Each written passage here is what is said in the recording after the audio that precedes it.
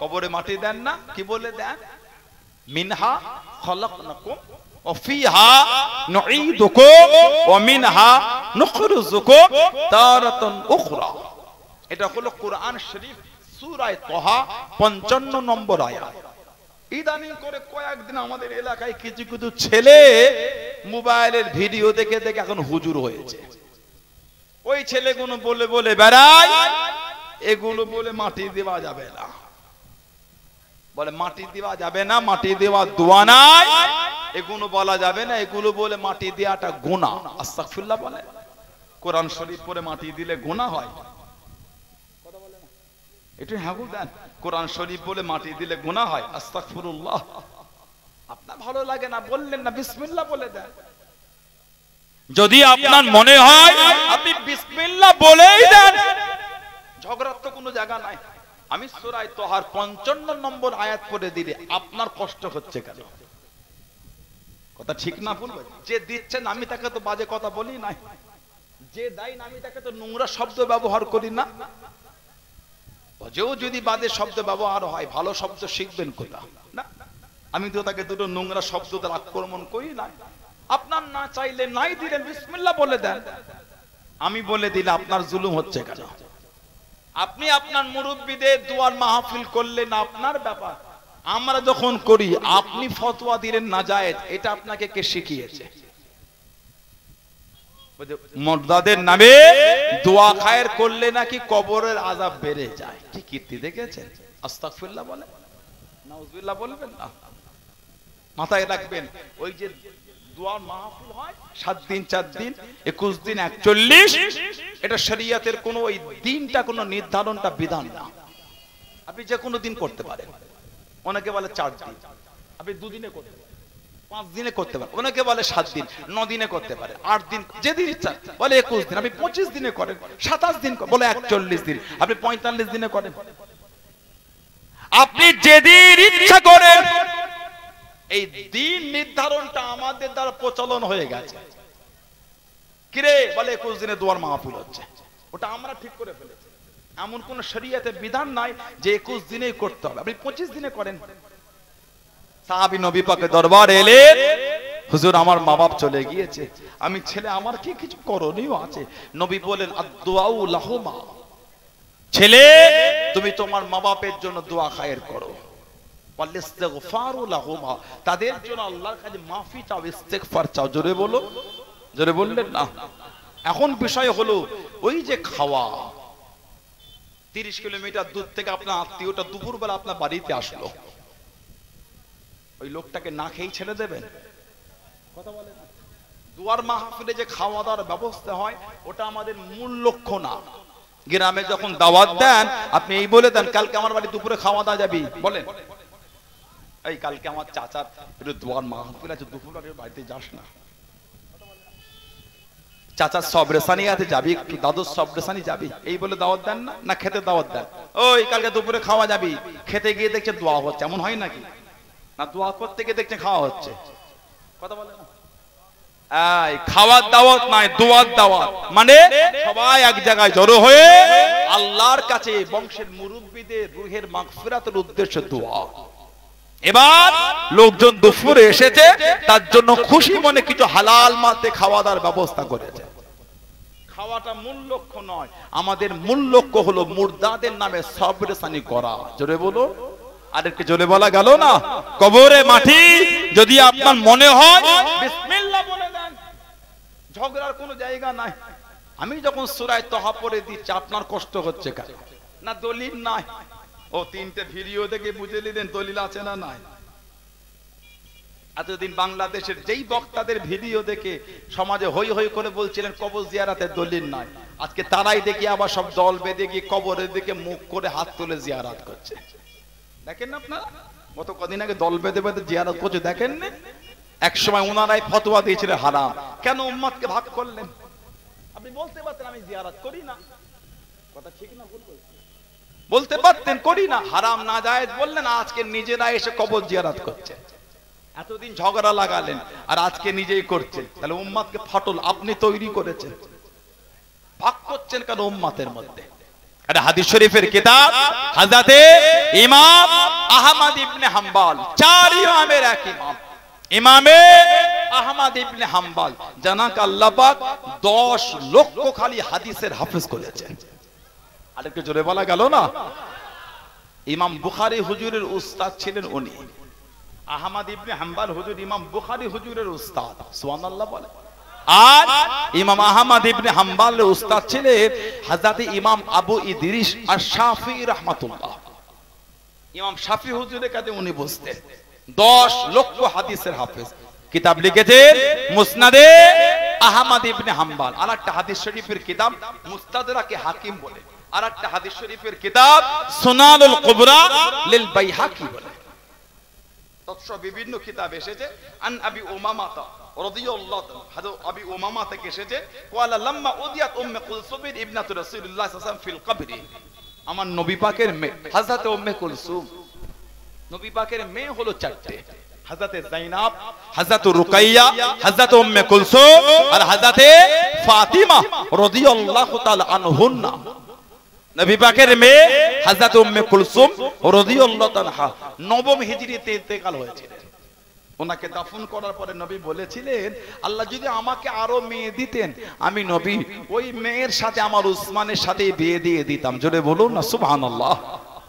হযরত উম্মে কুলসুম রাদিয়াল্লাহু তাআলা তাকে কবরে রাখা হলো, দাফন করা হচ্ছে।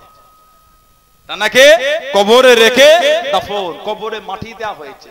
নবী পাক কি বলেছিলেন? ক্বালা রাসূলুল্লাহ সাল্লাল্লাহু আলাইহি ওয়াসাল্লাম মিনহা খালাকনাকুম ওয়া ফিহা নুঈদুকুম ওয়া মিনহা নুখরিজুকুম তারাতান উখরা। আল্লাহর নবী এটা বলে মেয়ের কবরে মাটি দিয়েছিলেন। আরেকটা হাদিস আল্লামা হাফেজ ইবনে কাসির রাহমাতুল্লাহ, তিনি একটা তাফসীরের কিতাব তাফসীর ইবনে কাসির বলে কিতাব লিখেছেন। আল্লামা হাফেজ ইবনে কাসির রাহমাতুল্লাহ কুরআন শরীফ সূরা তোহা 55 নম্বর আয়াতের তাফসীর করতে গিয়ে হাদিস নকল করেছেন। অফিল হাদিসিল্লাযী ফিস সুনান, সুনানের কিতাবে যিকর হয়েছে আন্না রাসূলুল্লাহ সাল্লাল্লাহু আলাইহি ওয়াসাল্লাম হাজারা জানাজাতা, নবী পাক একটা জানাজায় হাজির হলেন। ফালাম্মা দুফিনাল মাইয়িত, ফালাম্মা মানে যখন, দুফিনাল মাইয়িত, ফালাম্মা দুফিনাল মাইয়িত, যখন মাইয়িতকে দাফন করা হচ্ছে মানে কবরে লাশ রাখা হলো। আখাযা কবজাতান মিনাত তুরাব, তুরাব মানে মাটি, আখাযা কবজাতান মিনাত তুরাব, আল্লাহর নবী এক মুঠো মাটি নিলেন। আল্লাহর নবী এক মুঠো মাটি নিলেন। ফাআলকাহা ফিল কবরি, নবী পাক মাটিটা কবরে রাখলেন। আর নবী পাক বললেন কি?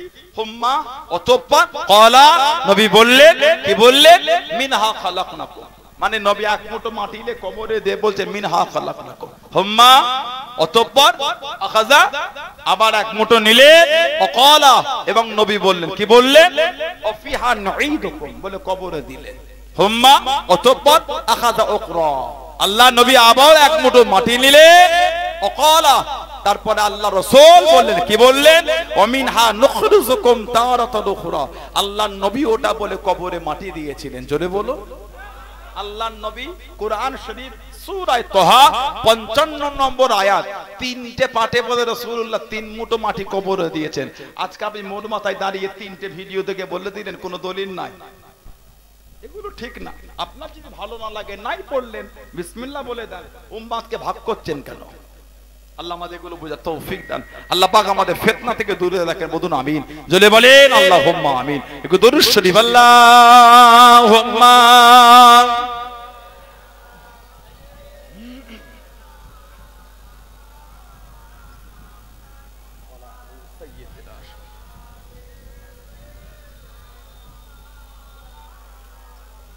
আল্লাহুম্মা সাল্লি আলা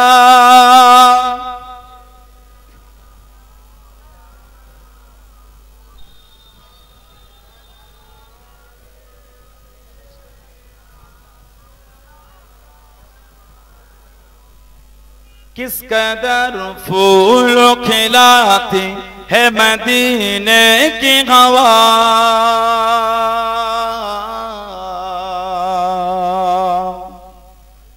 किस कदर फूल खिलाती है मदीने की हवा, मदीने की हवा, मदीने की हवा मदीने की हवा किस कदर फूल खिलाती है, मदीने की हवा किस कदर फूल खिलाती है, मदीने की हवा किस कदर फूल खिलाती है, मदीने की हवा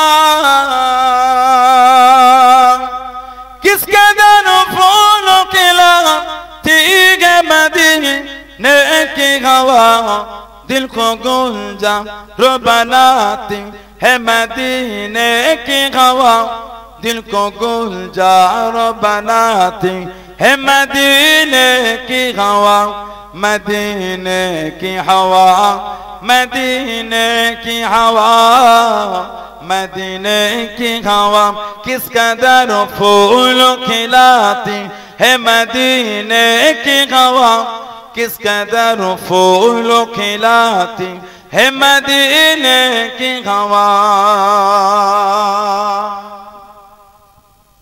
दिल को अल्लाह से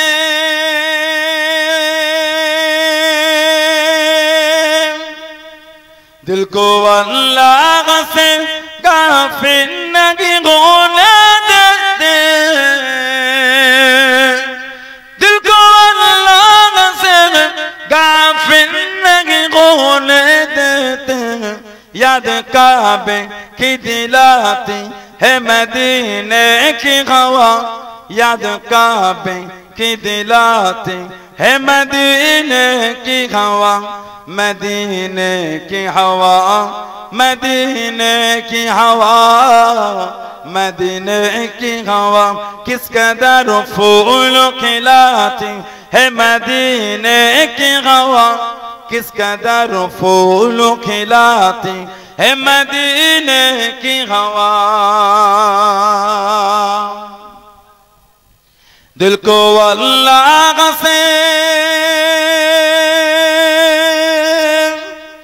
दिल को अल्लाह से जोड़ती है, मदीने की हवा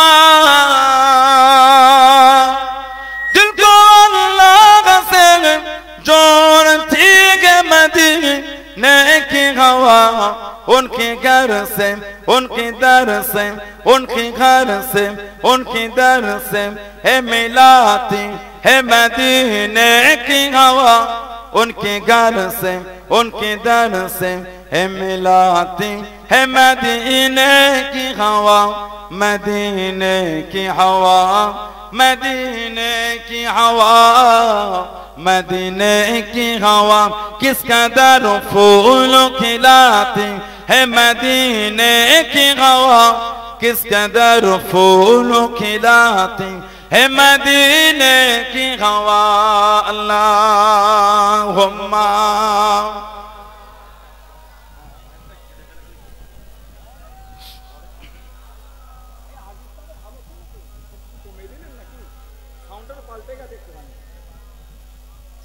একটু পাল্টে দিয়েছে আমার ভাইরা বাপজানেরা ছেলেরা যুবকেরা মুরব্বীরা মায়েরা মেয়েরা বোনেরা মহিলারা ভালো হন, শরীয়তের মধ্যে আসেন, নামাজি হয়ে যান, নামাজি হয়ে যান, ছেলেরা নামাজি হয়ে যান। আল্লাহ রাসূল বলেছেন as-salatu imaduddin, as-salatu imaduddin, নামাজ হলো দ্বীনের খুঁটি। বলুন না সুবহানাল্লাহ।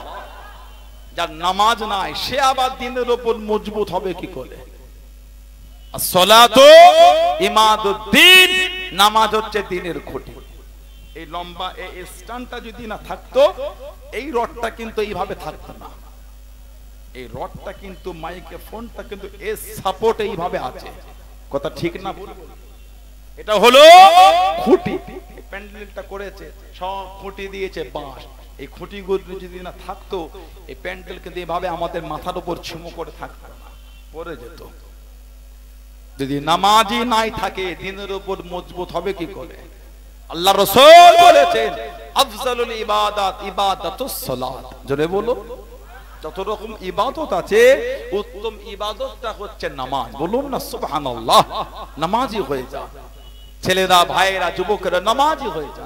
আমার বোনেরা মায়েরা নামাজি হয়ে যান, যারা জীবন গড়েছে, যারা জীবন তৈরি করেছেন তাদের দিকে শিক্ষা, জীবন কারা গড়েছেন মেনেছেন কারা, তাদের দিকে জ্ঞান মানার মতো মেনেছেন। আল্লাহর ওলি, আল্লাহ পাকের নেক বান্দা হযরতে আবুল হাসান খিরকানি রহমাতুল্লাহ, আবুল হাসান খিরকানি রহমাতুল্লাহ জবরদস্ত আল্লাহর ওলি ছিলেন। কিতাব এসেছে জঙ্গলের মধ্যে যেতেন, জঙ্গলের কাঠগুলো কুড়াতে, দড়ি সাপটাকে দড়ি হিসাবে ব্যবহার করতে, ওই কাঠ সাপ দিয়ে জড়াতে আর বাঘের পিঠে রেখে হুজুর জঙ্গল থেকে বাড়ি আসতেন। জোরে বলুন না। আদমি শরীফে চিশতিয়া তরিকার ইমাম শুয়ে আছে, কি নাম বলেন তো? গরিবে নওয়াজ মাঈনুদ্দিন চিশতি আজমিরি সঞ্জরি রহমাতুল্লাহ। ওনার পীর হলেন হযরতে খাজা ওসমান হারুনি রহমাতুল্লাহ। তানার পীর ছিলেন হযরতে শাহ শরীফ জিন্দানি রহমাতুল্লাহ। বাংলাদেশের নওগাঁয় শুয়ে আছেন। সিরাজগঞ্জ বলে একটা জেলা আছে, সিরাজগঞ্জ, নওগাঁয় হুজুরের মাজার। কিতাব এসেছে উনি জঙ্গলের মধ্যে বাঘের পিঠে চেপে চেপে ঘুরতেন। জোরে বলো, আর একটু জোরে বলা গেল না। হযরতে আবুল হাসান খিরকানি রহমাতুল্লাহ, এত আলা মাকাম আল্লাহ উনাকে দিয়েছে, এত আলা দরজা আল্লাহ হুজুরকে মিলিয়েছে। বিভিন্ন জায়গা থেকে হুজুরের কাছে মুরিদ হতে আসতো, মুরিদ। এক তারিখে একজন মানুষ খবর পেয়েছে, উনি মুস্তাজাবাত দাওয়াত ছিলেন।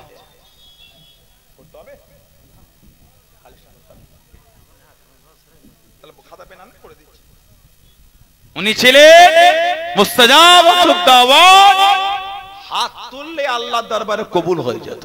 জোরে বললেন না। আবুল হাসান খিরকানি হুজুর, বিভিন্ন জায়গা থেকে সব লোক আসতো, ফজরের পরে দরবারে বসতেন। পর্দার আড়ালে মেয়েদের বসার জায়গা ছিল আর সামনে ছেলেরা বসতেন। হুজুরের কাছে এসে দোয়া চাইতো, যেই দোয়াটা চাওয়ার মতন হুজুর আল্লাহর কাছে দুটো হাত তুলে কেঁদে কেঁদে চাইতেন, আল্লাহ পাকের দরবারে ওই দোয়াটা কবুল হয়ে যেত। আবুল হাসান খিরকানি হুজুর রহমাতুল্লাহ, ওনার দরবারে চলে আসলেন হযরতে দাউদ গজনবী। হযরতে দাউদ গজনবী দেশের বাদশা ছিলেন, আল্লাহওয়ালা বাদশা রহমাতুল্লাহ। খবর পেয়েছেন হুজুর দোয়া করলেই কবুল হয়,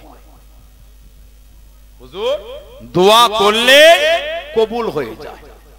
দাউদ গজনবী চলে গেলেন হযরত আবুল হাসান খিরকানি হুজুরের কাছে। দুটো থলে করে স্বর্ণ মুদ্রা আশরাফি নিয়ে গেছেন। আশরাফি সোমনাথের যুদ্ধ করতে দাউদ গজনবী জয়ী হতে পারছে না, ঘোড়ার পিঠ থেকে এই দুই থলে ভর্তি আশরাফি স্বর্ণ মুদ্রা নামিয়ে হুজুরের সোহবতে গিয়ে সালাম দিয়ে হুজুরের কদমের কাছে রেখেছেন। হুজুর কোনো গুরুত্বই দিচ্ছেন না, হুজুর কোনো গুরুত্বই দিচ্ছেন না। হুজুরের কাছে গেলে কিতাব এসেছে, হুজুর আমি যুদ্ধ করে হেরে যাই, একটু দোয়া করে দেন। হুজুর বললেন যাও, রুমের মধ্যে আমার একটা জুব্বা আছে, জুব্বাটাকে নিয়ে আসো। জুব্বা আনলে হুজুরের জুব্বাটা দিলে, নিয়ে যাও, 2 রাকাত নফল নামাজ পড়ে আল্লাহ পাকের কাছে দোয়া চাইতে চাইতে জুব্বাটা রেখে ওসিলা দিয়ে দোয়া চাইবে যাও। তবে আমার জুব্বাটা বাবা ফিরিয়ে দেবে, আমার এই জুব্বা ফিরিয়ে দেবে। জি হুজুর। বসো। হুজুর উঠে রুমে গেলে, ঘরে কিছুক্ষণ পরে বাদশা দাউদ গজনবীকে হুজুর ডাকলেন। রুমের মধ্যে থেকে খাজুর গাছের পাতার তৈরি পাটি দিয়েছে, বিছিয়ে বসতে দিয়ে 1 গ্লাস পানি দিয়েছে আর একটা শুকনো রুটি দিয়েছে। রুটি দিয়ে বলছে একটু মেহমানদারি খাও। বাদশা দাউদ গজনবী রুটিটা এক কোণ ছিঁড়ে গালে দিয়েছে আর পানি দিয়ে গিলছেন আর গলা থেকে নামছে না। দেশের বাদশা, অনেকক্ষণ হয়ে গেল। হুজুর বলে কি ব্যাপার, খাও? বলে হুজুর এই আপনার এই দরবারে এই শুকনো রুটি আমার এই গলা থেকে নামে না। আল্লাহর ওলি হযরত আবুল হাসান খিরকানি হুজুর বলছেন, আমার দরবারের খাবার যেমন তোমার গলা থেকে নামে না, তুমি যে দুটো থলে নিয়ে এসে আমাকে কিনতে চেয়েছো, তোমার ওই মালও আমার গলা থেকে নামবে না। সুবহানাল্লাহ বললেন না? তুমি আমাকে দুনিয়াদার পেয়েছো? না না, যেমন আমার দরবারের খাবার তোমার গলা থেকে নামে না, তোমার ওই অর্থ যেটা দিয়ে আমাকে লোভ দেখাও ওটাও নামবে না, ফিরিয়ে নিয়ে যাও। সঙ্গে সঙ্গে হুজুরের হাত ধরে তওবা করে মুরিদ হলেন। এবার যখন ফিরে যাচ্ছেন হযরতে আবুল হাসান খেরকানি হুজুর দাঁড়িয়ে উনাকে ইস্তেকবাল করে আগিয়ে দিচ্ছেন। উনি বলছেন হুজুর যখন এসেছিলাম ফিরেও তাকান নাই, যখন ফিরে যায় আমাকে ইস্তেকবাল করছেন। হুজুর বলে যখন এসেছিলে তোমার মনের মধ্যে নিফাক ছিল, নিফাক। তুমি যে এবার ফিরে যাও আল্লাহর দরবারে খালেস দিলে তওবা করে তুমি আল্লাহ ওয়ালা হয়ে ফিরে যাচ্ছ, তাই তোমাকে আমি সম্মান করছি। জোরে বলুন না। সেই ওলি আল্লাহদের জীবনী বলেন মুজাদ্দিদুজ্জামান দাদা পীর আবু বকর সিদ্দিক হুজুরকে মেনেছেন পীর বলে, নীতিতে মজবুত হন। কে মানলো না মানলো আমি কি করব, আমি মানি। এই ঈমান তৈরি করে। কে ভালোবাসো না বাসো আমি বলতে পারবো না, আমি বাসি। এই মানা তৈরি করে। সানাউল্লাহ সিদ্দিকীর ভাষা, সানাউল্লাহ সিদ্দিকীর আখলাক, সানাউল্লাহ সিদ্দিকীর চরিত্রতে কষ্ট নিয়ে ফুরফুরা শরীফের দুর্নাম বদনাম করে। ফুরফুরা শরীফের ইজ্জতটা আমার জন্য হয়নি, মুজাদ্দিদুজ্জামানের জন্য আল্লাহ দিয়েছে। কথা ঠিক না ভুল বলছি বলেন আপনারা? আমি যদি খারাপ হয় আমার থেকে দূরে সরে যান। দাদা হুজুরকে তো মানেন আপনারা, মানেন না? হুজুরকে ভালোবাসেন না আপনারা? আমার আব্বাজান চাচাজান মুরব্বী হুজুরগুলিকে ভালোবাসেন না? নীতিতে মজবুত। যদি এই হুজুরটা খারাপ হয় এই হুজুরের থেকে দূরে যান, আমার কোনো দুঃখ নাই। হকটাকে মজবুত করে ধরে রাখ। বলুন ইনশাআল্লাহ, বলেন আল্লাহুম্মা আমিন। মুক্তাসার করলাম, আবার যদি আল্লাহ সুযোগ করে দেন ডাকা হবে ইনশাআল্লাহ। কথা বুঝলেন? কিছু একটা ভুল বুঝাবুঝি হয়ে গেছে, এগুলো ঠিক না। আমরা আপনারা পীরের আওলাদ। ফুরফুরা শরীফ এখান থেকে কষ্ট করে চলে যাচ্ছেন আমাদের একটু মুখ দেখার জন্য, কথা বলার জন্য, আর হুজুর গ্রামে বসে আছে, দেখা নেই কেন? কি খবর? হুজুরটা গ্রামে এসে ছেলেগুলো যায় না, কাছে বসবে না? প্রতিদিন হুজুরটা আপনাদের গ্রামে আসে, কথা বলে না? তাহলে এগুলো করতে নাই। আমরা আপনাদের পীরের আওলাদ, কাছে বসবেন, দুটো হাসি খুশি গল্প করবেন, হুজুর ভালো আছেন, হুজুর কি খবর, দুটো মাসলা মাসাইল জিজ্ঞাসা করবেন। ভালোবাসা থাকবে কি করে? কথা ঠিক বলছে না ভুল বলছে? মহব্বত হবে কি করে? আমার মধ্যে ভুল হলে আমাকে বলেন ভাইজানটা ভুল হয়ে যায়, আপনার মধ্যে ভুল হলে আমি আপনাকে ধরে দেবো ভাইটা ভুল হয়ে যায়, তারপরে তো ভালোবাসা থাকবে। আল্লাহ আমাদের ভুল বুঝাবুঝি গুলোকে আল্লাহ মিটিয়ে দেন। আল্লাহ আমাদের সকলের মধ্যে ভালোবাসা তৈরি করে দেন। বলুন আমিন, বলেন আল্লাহুম্মা আমিন। এই যে আজকে মাহফিলটা আল্লাহ করালেন, এলাকার ভাইরা ছেলেরা যুবকগুলো খেটে খাটে করলেন, সবাই খুশি তো আপনারা? এই মাহফিলটা হওয়াতে খুশি না বেজা?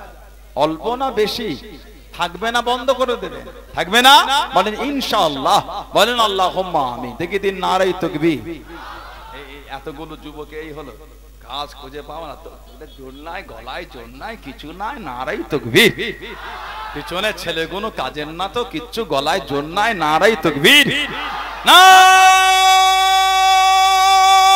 নারায়ে তাকবীর, নারায়ে তাকবীর। আহলে সুন্নাত ওয়াল জামাত বিশ্ব নবী দিবস, বিশ্ব নবী দিবস, সিলসিলায়ে মুজাদ্দিদুজ্জামান ফুরফুরা শরীফে দাদা পীরের দরবারের মুরিদ মুতাকিদিন গো নারায়ে তাকবীর, নারায়ে তাকবীর। বলুন আলহামদুলিল্লাহ। সামান্য সময় 2-10 মিনিট আছে, একটু খেদমত করবো, ওটা অজু করবেন। এই যে মাহফিলটা হচ্ছে এত করে ভাইরা